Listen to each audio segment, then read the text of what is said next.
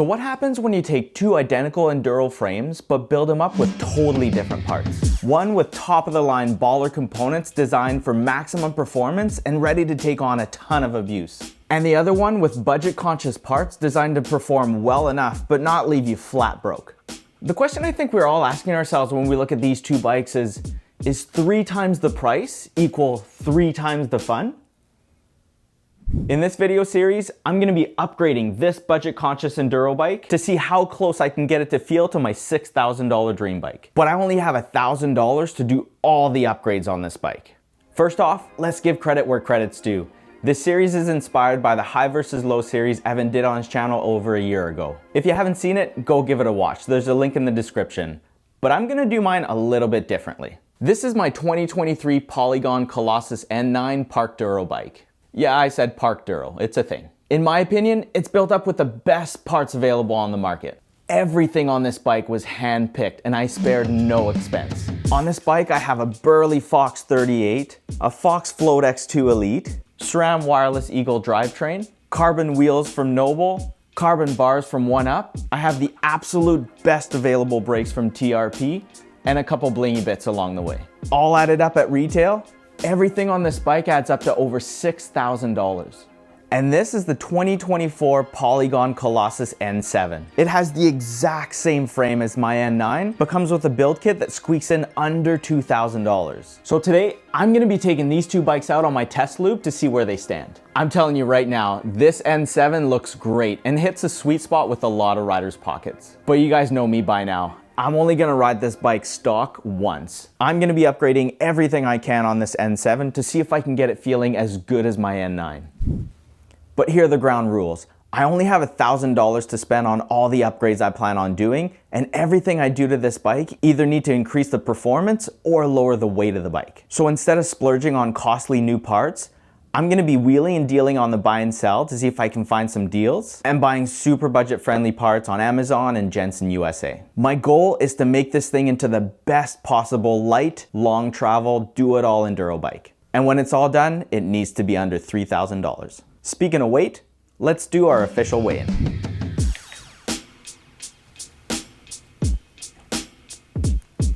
So the N9 comes in at 40.58 pounds.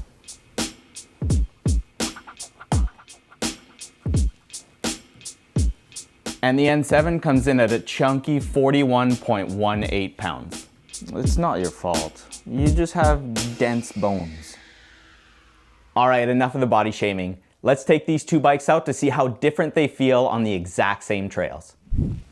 So the test loop I'm using here has a 10-minute climb followed by a 6 single track filled with berms, jumps, and a couple of rough sections to test out the suspension of these two beasts. I'm gonna ride the N9 first to set a target time, and right after that, I'm gonna ride the N7 to see how close I can get it in its stock form. All right, here we go, first climb.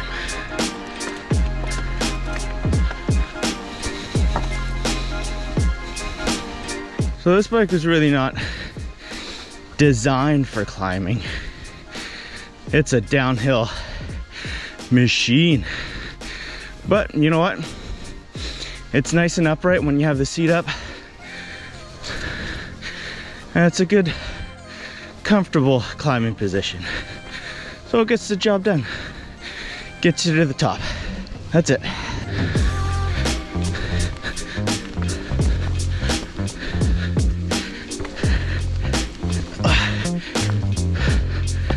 All right, made it. So the climb on the N9 took 10 minutes and 31 seconds. I was pushing the whole way trying to give the N7 something to work towards. So I'm pretty proud of that. This bike was not built to be a climber, but you know what? Like I said before, it gets the job done. Now it's time for my favorite part, the descent. Let's go.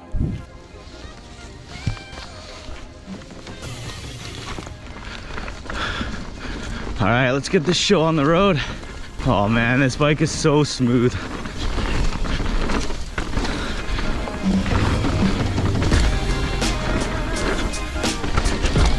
Oh.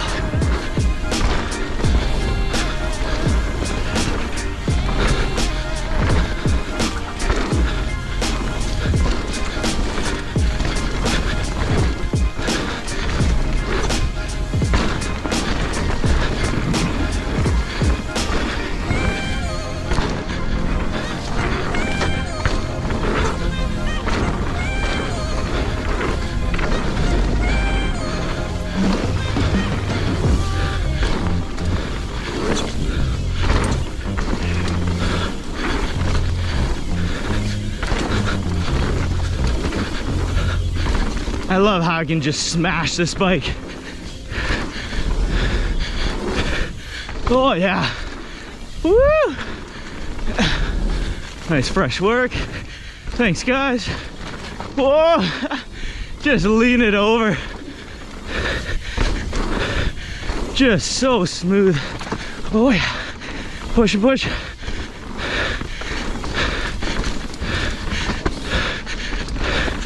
Push, push, push. Yeah. That was so much fun. This bike feels so good. It feels indestructible. I can just send it down the chunk and just rail those berms. So let's see if the N7 in its stock form feels anywhere close to that.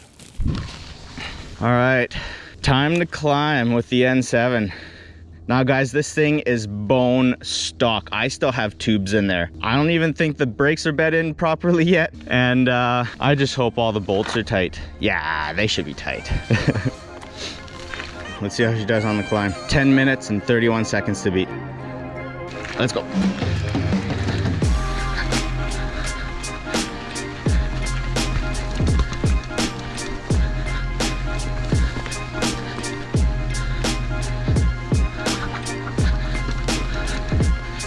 Well, right off the bat, it's again, it's a comfortable climbing position, but it's a lot of bike to push.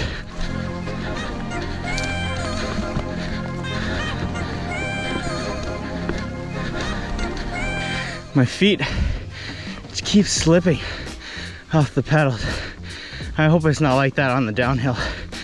Oh man, I'm kind of regretting leaving the stock pedals on. Uh-oh. All right, here's the move. Oh, slipping. Oh. Oh. Man. Okay, made it up the climb on the N7. Now this bike was not, I repeat, not designed for climbing, but I was pleasantly surprised. I was expecting much, much worse. It still took 12 minutes and 2 seconds to get up here on the stock N7. But I got some sneaky ideas on how to reduce the resistance on the drivetrain, make the pedaling a lot more efficient, and maybe reduce the weight. But I got some work to do. So you know what time it is. Time for the descent. Let's go. Collosus N7, maiden voyage down Thornstar. Let's get it.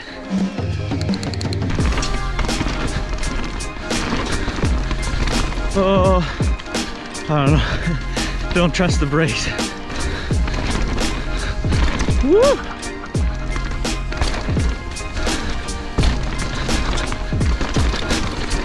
Oh.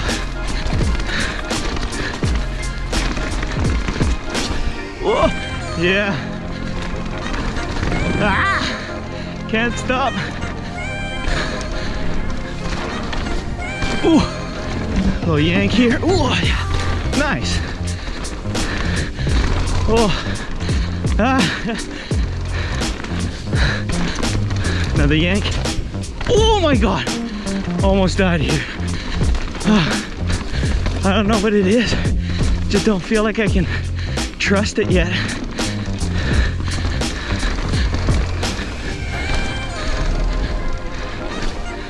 Oh, case that.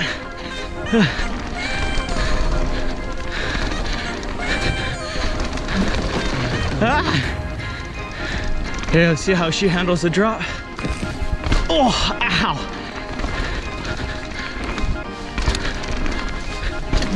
Oh, what the heck? What? Oh no. Chain. I knew it'd fall. Okay. Clutch is on. Yeah. Man. Ooh. Let's go. Keep it going.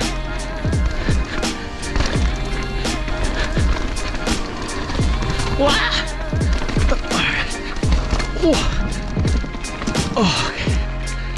Oh, okay. 3 minutes, 54 seconds.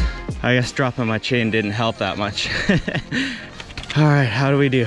Well, I'm definitely using all 170 mils of travel. Maybe some tokens, dial in the air pressure, I don't know. Let's talk. That was rough. I've got some work to do with the N7. It feels a little bit sluggish. That must be because of the rotational mass in the wheels. I mean, there's still tubes in there. The tires they're not as soft as the ones I'm used to.